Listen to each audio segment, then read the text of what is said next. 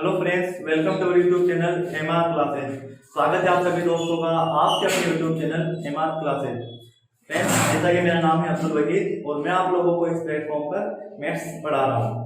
जिससे friends last lecture में हमने डिस्कस किया था फैक्टर्स के रिगार्डिंग। हमने कुछ क्वेश्चन भी किए थे फैक्टर्स से कि किस प्रकार के क्वेश्चन फैक्टर में हमें देखने को मिलते हैं। आइए फ्रेंड्स, कुछ टॉपिक जो हमारे फैक्टर से और रह जाते हैं आज उन चीज के बारे में डिस्कस करते हैं। कौन से टॉपिक जो हमारे रह गए फैक्टर से रिगार्डिंग आज उनके बारे में डिस्कस करते हैं। तो फ्रेंड्स, मैं बात करता हूँ हमारा जो आज हम जो टॉपिक डिस्कस करने जा रहे हैं वो करने जा रहे हैं एवरेज फैक्टर, यानी गुणनखंडों का औसत।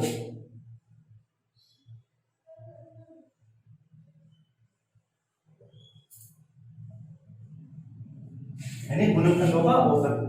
तो फ्रेंड्स, गुणनखंडों का औसत एक्चुअल में होता क्या है? हमने जो पिछले लेक्चर में जो हमने पीछे वाले क्लास है जो हमने ली थी उसमें जो हमने आपको कॉन्सेप्ट बताया था ना, वही कॉन्सेप्ट है एवरेज ऑफ फैक्टर का। यानी इसके अंदर क्या रखना है आपको? सम ऑफ फैक्टर, यानी इसका जो फॉर्मूला रहेगा वो रहेगा सम ऑफ फैक्टर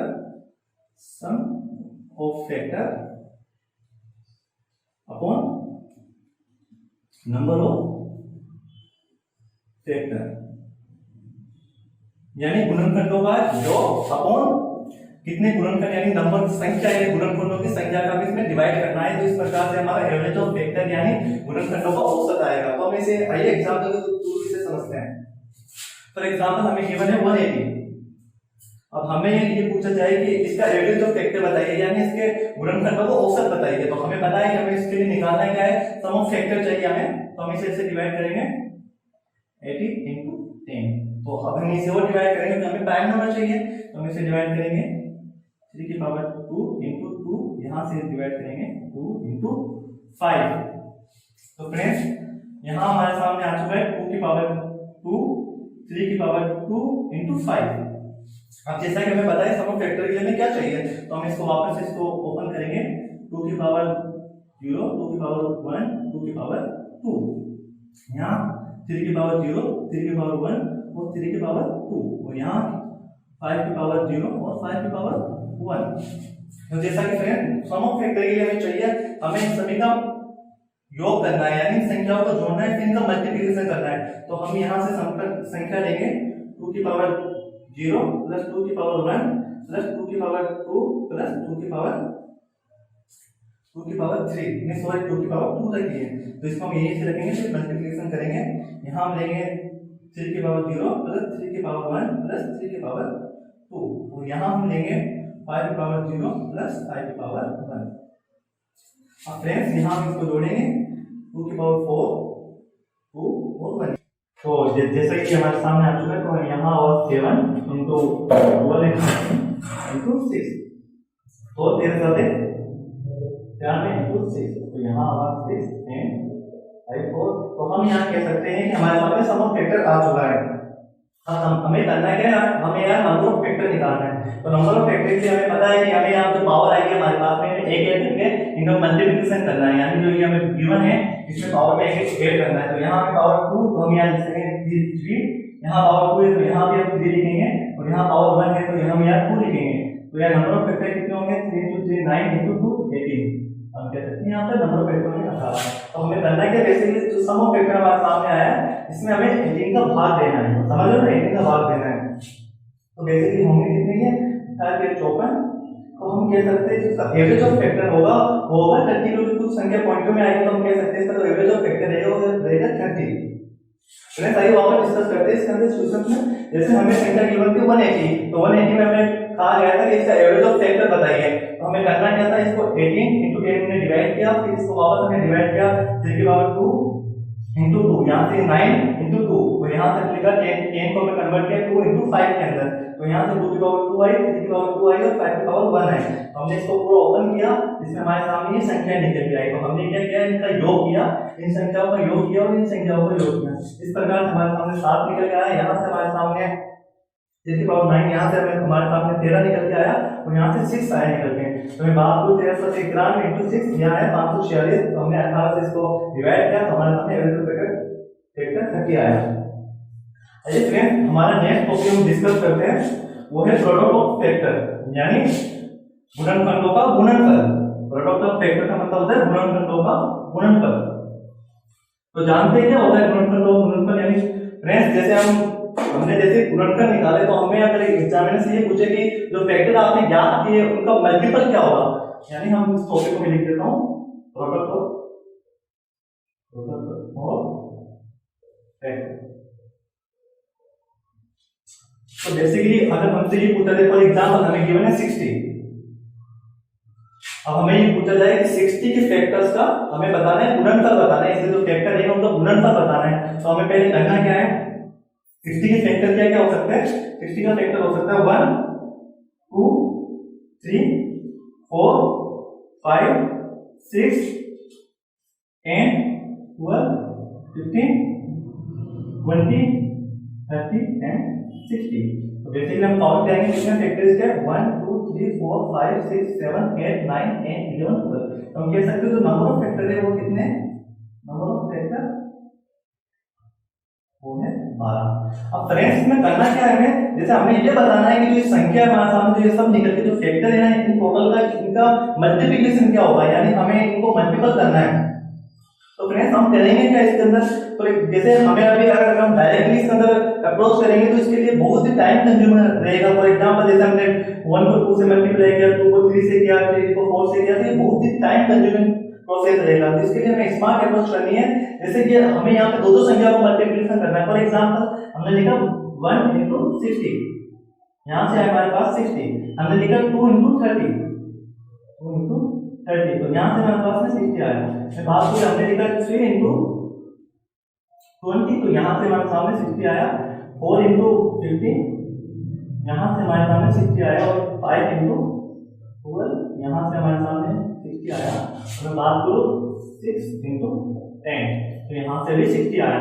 तो फ्रेंड्स हमें पता क्या चल रहा है कि इसका जो जो प्रोडक्ट ऑफ फैक्टर आ रहा है वो कैसे आ रहा है, 7 into 7 into 7 into 7 into 7 into 7, यानी मैं कह सकता हूँ बेसिकली 7 की पावर 6।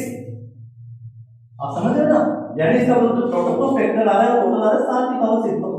तो फ्रेंड्स यही जो निकल के आ गया हमारे सामने इस नंबर का प्रोडक्ट ऑफ फैक्टर है, यानी इसके जो फैक्टर्स यानी जो गुणनफल है उनका ये गुणनफल है। तो फ्रेंड्स अब आपको यहाँ पे अप्रोच ये लगानी है कि जो हमारे सामने नंबर ऑफ फैक्टर हमने ज्ञात किए थे ये उसका जो पावर निकल के आई है उसकी हाफ है, यानी मैं 12 का हाफ करूंगा तो 6 आएगा।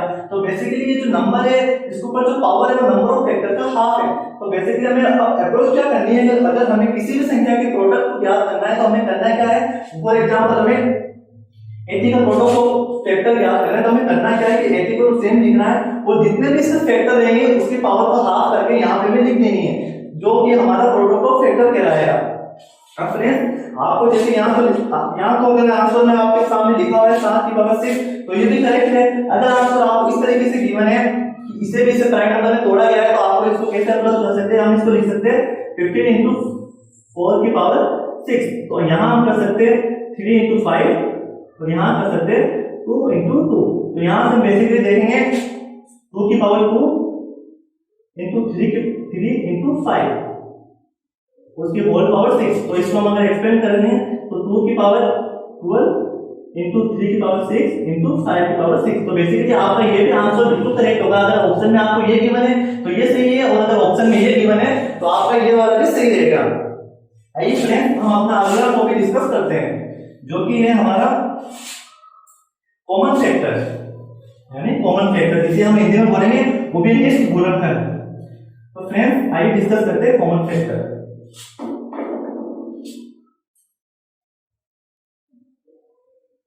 कॉमन फैक्टर फ्रेंड्स क्या होता है कॉमन फैक्टर? फॉर एग्जांपल आइए एग्जांपल की थ्रू समझते हैं। जैसे मैंने संख्या ली 6 और 8, तो मैं बात करूं क्या क्या इनके कॉमन फैक्टर हो सकते हैं। एक इनका कॉमन फैक्टर हो सकता है क्योंकि एक 6 का भी फैक्टर है और एक 8 का भी फैक्टर है। अगर मैं बात करूं 2 तो 2 इसका भी फैक्टर है, 2 इसका भी फैक्टर है, तो मैं 2 यहां दे सकते हैं। 3 तो 3 इसका फैक्टर नहीं है, 3 इसका तो फैक्टर है लेकिन इसका गुणनफल नहीं है। आप समझ रहे हो ना, तो हम 3 को कंसीडर नहीं करेंगे। अगर मैं बात करूं 4 तो 4 8 का तो फैक्टर है लेकिन 6 का फैक्टर नहीं है, तो हम 4 को भी कंसीडर नहीं करेंगे। इसी प्रकार से आगे कोई भी नंबर होगा जो इनका फैक्टर नहीं होगा तो हम यहाँ जो काउंट कर सकते हैं वो कर सकते हैं 1 और 2। यानी अगर कोई हमें पूछे कि 6 और 8 का जो कॉमन फैक्टर होंगे वो क्या क्या होंगे, हम कह सकते हैं 1 और 2 इसके कॉमन फैक्टर होंगे यानी उभयनिष्ठ गुणनखंड होंगे। तो आइए फ्रेंड्स, अब जो क्वेश्चन पूछे जा रहे कॉमन फैक्टर से उनका लेवल अब चेंज हो चुका है। तो अब क्वेश्चंस के रिगार्डिंग में आपको एक कॉन्सेप्ट बताता हूं, इससे क्वेश्चन अभी आने के बहुत बहुत चांसेस हैं। जैसे कि हमें एक स्ट्रक्चर गिवन है, फॉर एग्जांपल हमें गिवन है x की पावर n प्लस a की पावर n। तो हमें ये पूछा जाएगा, स्ट्रक्चर हमें गिवन रहेगा, संख्या के फॉर्म में हमें पूछा जाएगा इसका कॉमन फैक्टर क्या होगा। तो हमें करना क्या है, यहाँ पे हमें ये करना है कि हमें फॉर एग्जांपल हमें इसका अगर कॉमन फैक्टर यानी हमें इसका उभयनिष्ठ गुणनखंड जानना है, तो हम यहाँ ऐसे अप्रोच करेंगे। हमने यहाँ लिखा n बराबर 1 लिखा। हम जैसे ही n बराबर 1 पुट करेंगे तो यहाँ आएगा x की पावर 1 प्लस a की पावर 1, जिसे हम लिख सकते हैं x प्लस a। तो यहाँ तुम यहाँ कह सकते हैं, यहाँ तक जो एक फैक्टर निकल के आ रहा है वो आ रहा है x प्लस a। अब मैं यहाँ पे n बराबर 2 लेके देखता हूँ, n बराबर 2। तो n बराबर 2 में जब यहाँ लूंगा तो यहाँ आएगा x की पावर 2 और a की पावर 2। तो बेसिकली ये हमारे सामने प्रोसेस आया। तो मैं बात हुई, यह हमारा फर्स्ट हुआ, ये सेकंड हुआ। अगर मैं n बराबर 3 देखता हूँ तो n बराबर 3 जब हमने रखा यहाँ पे तो यहाँ आएगा x का क्यूब प्लस a का क्यूब, जिसे हम लिख सकते हैं x प्लस a और x square minus ax plus a square. Friends आप ये यहाँ देखिएगा कि जब हम n बराबर 1 रखा हमने तो यहाँ हमारे सामने आया x प्लस a, और जब हमने n बराबर 3 रखा तो भी हमारे सामने x प्लस a आ रहा है। यानी यहाँ हम समझ सकते हैं कि जब हम यहाँ पे ओड वैल्यू पुट कर रहे हैं तो हमारे सामने x प्लस a आ रहा है। तो हम यहाँ कह सकते हैं कि इस स्ट्रक्चर में अगर हम n बराबर ओड वैल्यू रखेंगे तो इसका जो कॉमन फैक्टर रहेगा वो रहेगा x प्लस a।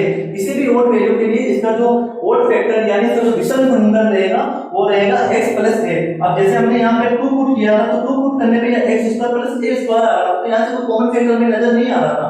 तो हमें यहाँ से स्ट्रक्चर से ये पता चला, अगर हमें ये पूछा जाता है कि x प्लस n या a प्लस n के फॉर्म में कोई क्वेश्चन दिया जाता है और हमें पूछा जाता है इसका कॉमन फैक्टर क्या होगा, तो हमें वहां अप्रोच क्या करनी है कि हमें x प्लस a को देखना है और x प्लस a इसका कॉमन फैक्टर होगा।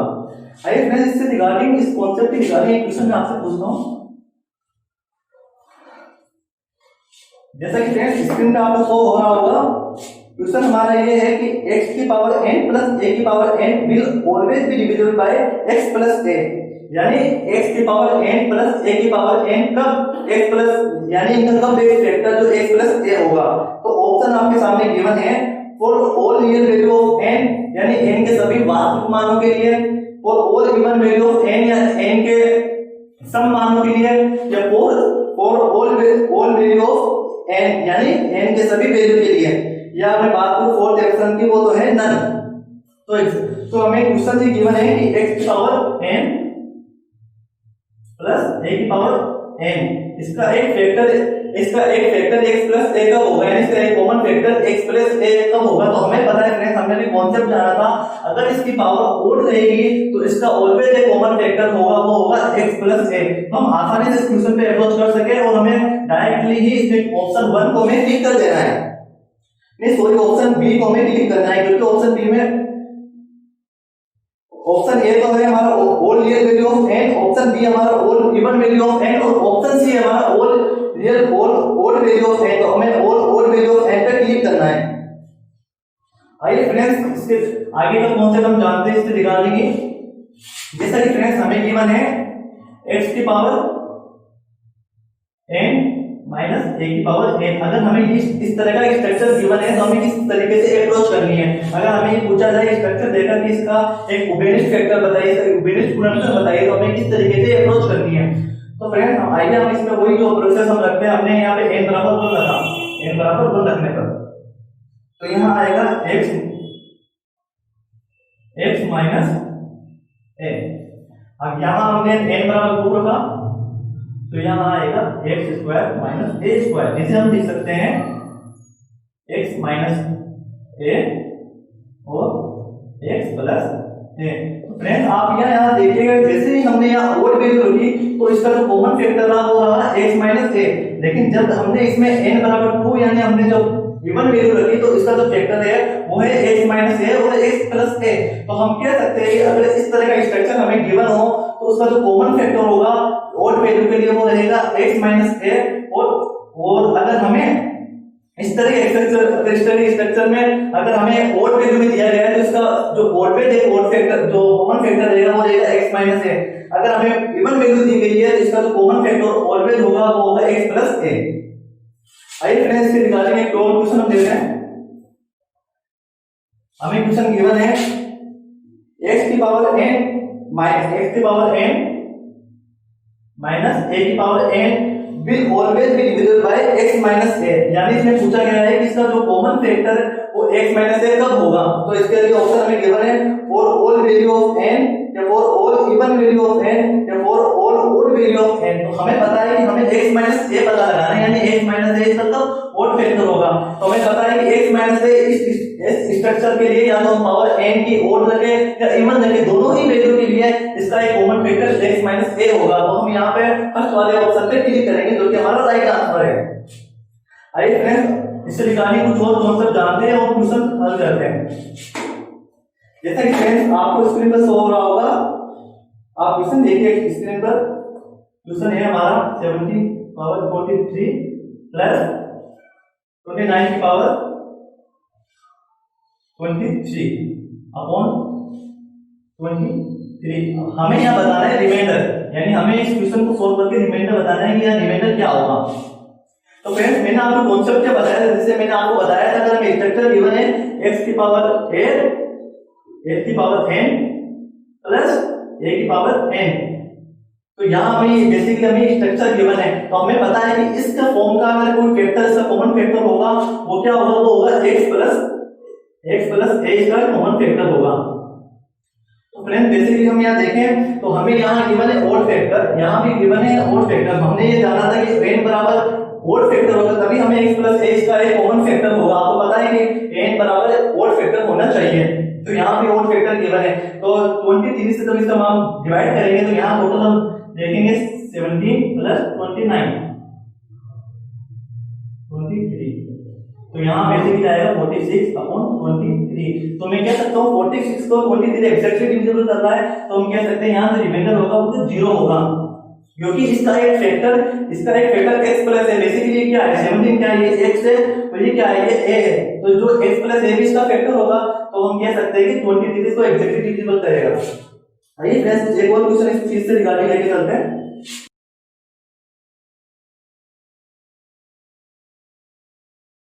जैसा कि स्क्रीन पे आपको शो हो रहा होगा 3 की पावर 41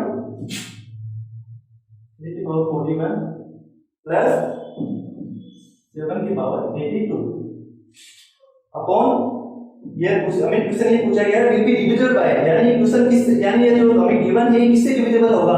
तो हमें करना क्या है, ये हमें स्ट्रक्चर दिया हुआ है, क्या है स्ट्रक्चर, ये ऐसा स्ट्रक्चर है ना x की पावर 8 प्लस x की पावर n प्लस a की पावर n। तो हमें पता है कि किससे डिविजिबल होगा, ये होगा x प्लस a से, यानी x प्लस a इसका कॉमन फैक्टर होगा, x प्लस a इसका कॉमन फैक्टर होगा। तो हमें करना क्या है यहाँ पे, जैसे हमें यहाँ गिवन है ओड फैक्टर और हमें यहाँ गिवन है इवन, यानी आपके सामने यहाँ पे तो पावर गिवन है ओड और यहाँ पे गिवन है इवन। तो हमें करना क्या है, इसको सेम पावर, क्योंकि हमारा n तो सेम होना चाहिए। तो हमें करना क्या है, इसको 3 की पावर 41 प्लस 7 को हमें ओड फैक्टर में यानी ओड पावर में लेके आना। तो हमें करना क्या है, इसको हम लिख सकते हैं 7 की पावर 2 into 41। तो हमारे सामने यहाँ n भी इक्वल आ चुका है। अब हमें करना क्या है, 3 की पावर 41 प्लस 49 की पावर 41। तो हमारे सामने स्ट्रक्चर आ चुका है x की पावर n प्लस a की पावर n। अब ये संख्या किससे डिविजिबल होगी, ये संख्या डिविजिबल होगी 3 प्लस 49, यानी 3 प्लस 49 कितना हुआ, 49 हमारा हुआ 52। अब हमें ये देखना है कि 52 से रिगार्डिंग ऑप्शन क्या क्या आए हैं, किस से ये 52 डिवाइड हो रहा है। तो हमें ऑप्शन है 7 है, 7 से नहीं है डिवाइड, 51 है, 15 से 1 से नहीं है, 10 है, 10 से भी नहीं है। हमें गिवन है 26, तो 26 से 52 एक्जेक्टली डिविजिबल है। तो हम ये कह सकते हैं कि 26 ही इसका राइट आंसर होगा। आइए फ्रेंड्स एक क्वेश्चन और इसके रिगार्डिंग डिस्कस करते हैं।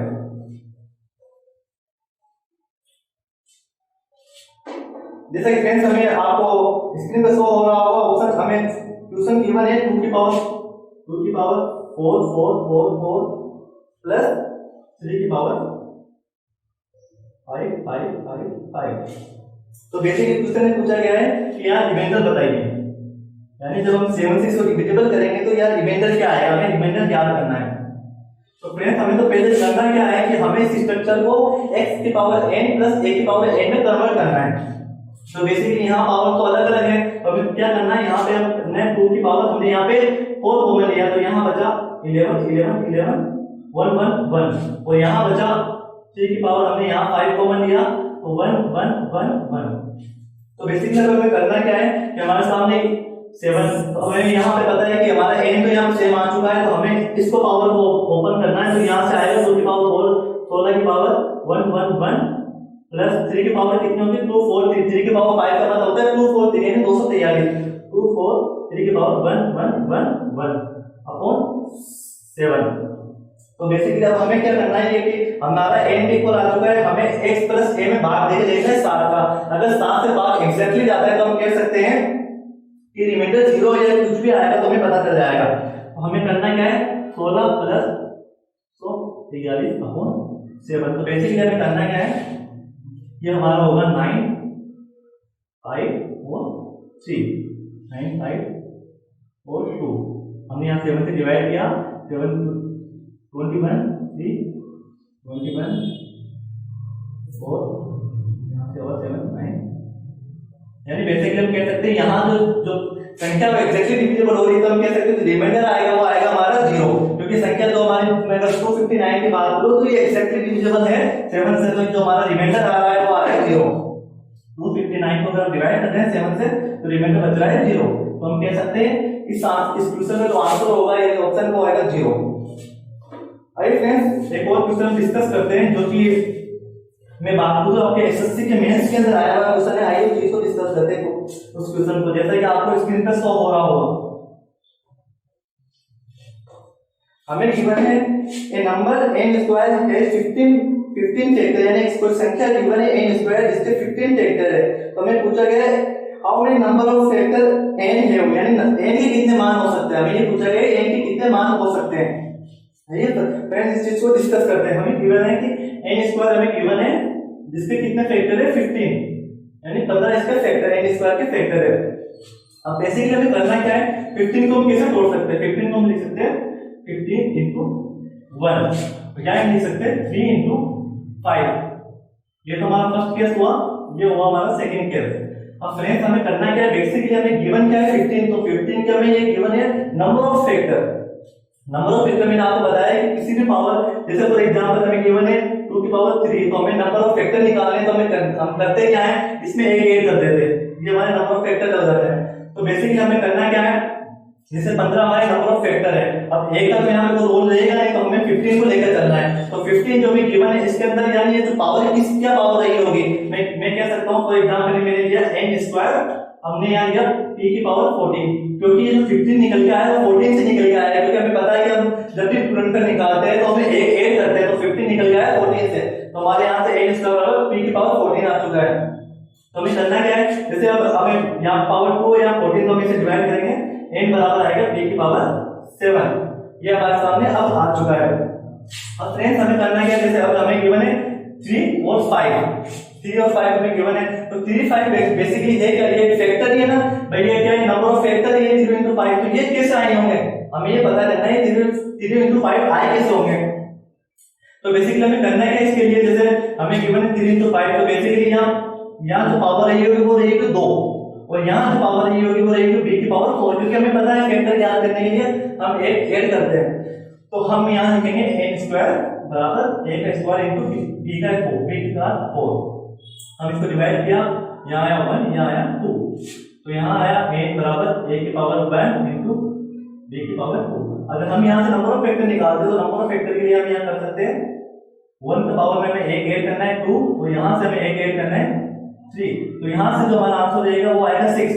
लेकिन हमारा यहाँ से सेकंड केस में आंसर 6 आया, लेकिन अब हम फर्स्ट केस की बात करेंगे, तो फर्स्ट केस में हम देखते हैं यहाँ b की पावर 7 आ चुका है, लेकिन हमें जो नंबर ऑफ फैक्टर रहेंगे वो कितने रहेंगे, नंबर ऑफ फैक्टर रहेंगे 8, नंबर ऑफ फैक्टर रहेंगे 8, यानी क्वेश्चन में पूछा गया था, तो हम ये कह सकते हैं कि n का मान क्या हो सकता है, तो n का मान या तो 8 हो सकता है या n का मान हो सकता है 6।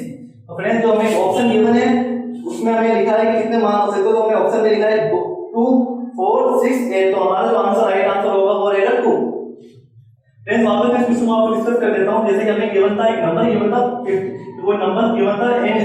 इसके 15 फैक्टर है, उसके 15 फैक्टर है गुणनखंड। अब हमें पता लगाना था कि जो n होगा उसके कितने मान संभव है, यानी n के कितने गुणनखंड हो सकते हैं, यानी कितने फैक्टर हो सकते हैं। तो हमें बेसिकली हमने किया क्या यहाँ पे, जैसे हमने 15 को डिवाइड किया, 15 into 1 into 3 into 5 के अंदर हमने इसको डिवाइड किया। अब 15 into 1 में 1 का तो कोई एग्जिस्टेंस था ही नहीं, तो हमने क्या किया, n स्क्वायर बराबर p की पावर 14 लिखा। क्यों? क्योंकि बेसिकली जो 15 आया है वो 14 से निकल के आया होगा ना, क्योंकि हमें पता है हम गुणनखंड निकालते हैं तो उसमें हम एक ऐड करते हैं तो 14 से निकल के 15 आया होगा। फिर हमने इसको 15 को डिवाइड किया 3 into 5 में। अब हमें पता है ये बेसिकली क्या है, ये फैक्टर है। फैक्टर कैसे आते हैं, फैक्टर एक ऐड करके आते हैं। तो यहाँ पे हमने पावर लिखा 2, यहाँ पे पावर लिखा 4, तो n स्क्वायर बराबर एक की पावर 2 into b की पावर 4। तो यहाँ से हमें जो आया n बराबर a की पावर 1 into b की पावर 2, तो यहाँ से आया n बराबर 2 into 3 बराबर 6 और यहाँ से n बराबर 8। तो यानी हम कह सकते हैं यहाँ तो मान 6 हो सकते हैं या मान हो सकते हैं 8। आइए फ्रेंड्स, एक और क्वेश्चन डिस्कस करते हैं इसी रिगार्डिंग, जो कि आपके यूपीएससी द्वारा कंडक्ट किया जाने वाला एग्जाम सीडीएस के अंदर आया था। उस क्वेश्चन को आज हम डिस्कस करते हैं। जैसा कि आपको स्क्रीन पे शो हो रहा होगा, if A 3-digit number ABC has 3 factors, then how many factors does the 6-digit number ABC? हमें बेसिकली गिवन ये है कि एक संख्या है ABC, एक संख्या हमें गिवन है जिसके कितने फैक्टर है, 3 फैक्टर है, 3 इसके गुणनखंड है, 3 इसके गुणनखंड है। फिर हमें पूछा गया है कि अगर कोई संख्या को हम रिपीट करें ABC को, तो अब इसके कितने फैक्टर हो सकते हैं, हमें ये बताना है। तो बेसिकली फ्रेंड, अब हमें पता है इसके फैक्टर 3 हैं। आपको पता है कि फैक्टर 3 कब होंगे, जब पावर 2 रही होगी, क्योंकि हम फैक्टर के लिए एक ऐड करते हैं। तो हमने ABC को लिखा b की पावर 2। ये तो हमारा b से हमारा आ गया प्राइम नंबर, क्योंकि हमें पता है हम इसको प्राइम नंबर में जोड़ते हैं, तो यहाँ लिख सकते हैं प्राइम नंबर। अब फ्रेंड्स, अब ये तो हमारे सामने आ चुका है ABC बराबर p का स्क्वायर। अब हमें गिवन है कि ABC का हमें निकालने, इसके नंबर ऑफ फैक्टर कितने हो सकते हैं। तो हमने लिखा ABC। बेसिकली फ्रेंड्स, कुछ संख्या ये इसी का रिपीटेशन है, तो हमें इसको अच्छी तरीके से समझने के लिए हम इसे नंबर के अंदर इसे कन्वर्ट करते हैं। हमने देखा इसको 1 2 3। बेसिकली संख्या क्या है, ये संख्या गिवन है 1,23,123। अब हमें क्या, हमें इसको तोड़ना है। हम इसको तोड़ेंगे, जैसे हमने इसको लिखा 1,23,000 प्लस 123।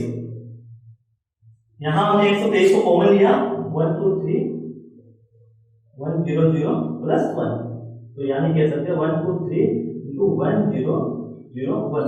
तो फ्रेंड्स, यहां से हमारे पास इसका मान ऑलरेडी अवेलेबल है p का स्क्वायर, और यहाँ हमें 1001 के फैक्टर निकालने हैं, क्योंकि 1001 प्राइम संख्या तो ही नहीं, तो हमें यहाँ से इसके फैक्टर निकालने हैं। अब मैं 1001 की बात करूँ, अगर आपको 11 का डिविजिबिलिटी रूल पता होगा तो आप आसानी से इसे अप्रोच कर पाओगे। अब जैसे मुझे पता है कि संख्या 11 से डिविजिबल होगी, तो मैं इसको 11 से डिविजिबल करूंगा। जैसे मैंने 1001 को 11 से डिविजिबल किया, तो ये आएगा 11 से करूंगा तो मैं 99 91, यानी ये 11 से डिविजिबल है, तो इसका एक फैक्टर तो 11 होगा। हमें बात करूं ये संख्या किससे डिविजिबल है, तो ये संख्या 7 से डिविजिबल है, तो मैं यहां से इसका एक फैक्टर ले सकता हूं 7। तो मैंने इसको 7 से डिवाइड किया, तो ये आएगा 13, तो इसका एक फैक्टर होगा 13। आप समझ रहे हो ना फ्रेंड। तो यानी मैं कह सकता हूं जो संख्या ABC है ना, उसका जो फैक्टर होगा उसका मल्टीप्लिकेशन तो हमारे सामने आ चुका है। अब फ्रेंड्स, हमें ये पता करना है इसके ABC के नंबर ऑफ फैक्टर कितने होंगे। तो हमें यहाँ पे पावर गिवन है 2, तो हमें पता है कि हमें नंबर ऑफ फैक्टर याद करने के लिए करना क्या है, पावर में एक ऐड करना है। तो हम यहाँ से लिखेंगे 3। यहाँ 11 की पावर कितनी है, जब किसी की पावर कुछ भी नहीं होती है, हमें पता है उसकी पावर 1 होती है, तो यहाँ हमने 1 लिखा। तो यहाँ पे 11 की पावर 1 है, तो हम यहाँ 2 लिखेंगे। 7 की पावर 1 है, तो यहाँ पर भी 2 लिखेंगे, और 13 की पावर 1 है, तो यहाँ पे भी 2 लिखेंगे। तो बेसिकली हुआ क्या, 3 की पावर 2 3 into 2 6 into 2 12 1 into 2 24। तो यहाँ से हमारा एक आंसर तो आ चुका है 24। लेकिन फ्रेंड्स, आप जल्दीबाजी के अंदर 24 देखते ही क्लिक मत कर देना, क्योंकि आपको पता है कि हमने एक संख्या ली है p स्क्वायर, और हमारा जो गुणनफल है यानी जो हमारे फैक्टर आए हुए वो है 11 into 7 into 13। अब हमें गिवन क्या है कि ABC एक 3 डिजिट नंबर है। तो फ्रेंड्स, हो सकता है कि अगर मैं यहाँ 11 का स्क्वायर करूं, जैसे 11 का स्क्वायर क्या होगा, 11 का स्क्वायर होता है 1 2 1, तो हो सकता है ABC 1 2 1 भी तो हो सकता था भाई, 11 भी तो हो सकता था ना। अगर मैं बात करूं 13 की, तो 13 का होगा 169। तो हो सकता है यहाँ p की एक पावर यानी p की जगह या तो मैं बात करूँ 11 भी हो सकता था या 13 भी हो सकता था, लेकिन 7 नहीं हो सकता, क्योंकि मैं 7 का जब स्क्वायर करूंगा तो 7 में जो संख्या आएगी वो 2 ही आएगी, और हमें गिवन है कि एबीसी एक 3 डिजिट नंबर है, तो हम या तो 121 को कंसीडर कर सकते हैं या 169 को कंसीडर कर सकते हैं, यानी कि हम 11 को ले सकते हैं 13 को ले सकते हैं। तो अब हम यहाँ क्या करेंगे, जैसे हमें गिवन है p square into 11 into 7 into 30, तो अब हम करेंगे क्या, हमने माना कि भाई 11 ही है जो p है, तो अब यहाँ पे p की एक पावर बढ़ चुकी है क्योंकि हमने 11 भी इसमें इंक्लूड कर लिया क्योंकि हमने माना p ही 11 है, तो अब यहाँ p की कितनी पावर हो चुकी है, p की पावर 3 इंटू 7 इंटू 30। तो बेसिकली अगर हम अब यहाँ पे नंबर ऑफ फैक्टर याद करने की कोशिश करें तो हमें पता है यहाँ पे पावर में ऐड करना है 4 इंटू 2 इंटू 2, तो यहाँ से हमारे पास आएगा 16। तो बेसिकली फ्रेंड्स इस क्वेश्चन का जो आंसर होगा वो होगा 24 या मैं कह सकता हूँ 16। इन दोनों में से अगर आपको ऑप्शन में कोई भी दिखे तो आप क्लिक कर सकते हो, अगर दोनों ही रहे तो वही आपका आंसर सही होगा। तो फ्रेंड्स ये थे हमारे आज के क्वेश्चन, जो कि क्वेश्चंस मैंने आपको लास्ट में डिस्कस किए हैं। फ्रेंड्स ये फैक्टर्स के ऐसे क्वेश्चन है जो कि किसी भी एग्जामिनेशन का जो लास्ट स्टेप होता है उसमें आपको पूछे जा सकते हैं, क्योंकि अभी जो मैंने क्वेश्चन डिस्कस किया है ये आपके सीडीएस में आया हुआ क्वेश्चन है, और उससे पहले जो मैंने आपको क्वेश्चन डिस्कस किया था वो आपके एसएससी मेंस में पूछा गया था। तो फ्रेंड्स फैक्टर्स में इसके बाद मैं सोचता हूँ कि इसके बाद कोई भी टॉपिक नहीं रह चुका है जो आपके एग्जाम्स में पूछा जाए। यही थी फ्रेंड्स आज की हमारी क्लास, और अब हम कल डिस्कस करेंगे डिविजिबिलिटी रूल। डिविजिबिलिटी रूल के अंदर मैं आपको वो बातें बताऊंगा या उन टॉपिक्स में हम डिस्कस करेंगे जो शायद आपने नहीं सुनी होगी। मैं आपको हर एक नंबर का डिविजिबिलिटी रूल बताऊंगा और किस प्रकार से हम डिविजिबिलिटी रूल के बारे में आपको कुछ बात बताना चाहूंगा। डिविजिबिलिटी रूल का आपके एग्जाम में इतना इंपॉर्टेंस है कि आप डिविजिबिलिटी रूल के माध्यम से किसी भी ऑप्शन पर स्मार्ट अप्रोच से आप उस ऑप्शन को आसानी से टिक कर सकते हो। तो फ्रेंड्स हमें करना क्या है कि कल की अभी जो हमने क्लासेस दी है आपको फैक्टर्स को क्लासेस बाय क्लासेस देखना है, क्योंकि अगर आपने एक पीछे की क्लास में देखी तो शायद आपका अगले क्वेश्चन या अगले क्लास पे अप्रोच करना थोड़ा मुश्किल हो सकता है। तो आपको करना क्या है कि मतलब सीरीज वाइज क्लासेस लेनी है। आपने फर्स्ट क्लास ली, उसके बाद सेकंड क्लास ली, इससे क्या होगा फ्रेंड्स कि आपका जो बेस है वो स्ट्रांग होगा। उसके बाद हम कल डिविजिबिलिटी रूल स्टार्ट करेंगे, फिर धीरे धीरे धीरे नंबर सिस्टम के सभी टॉपिक को कवर करेंगे। उसके बाद में हम धीरे अपना अगला टॉपिक लेंगे। तो फ्रेंड्स आज के लिए आप लोगों को बस इतनी हमारी क्लास थी।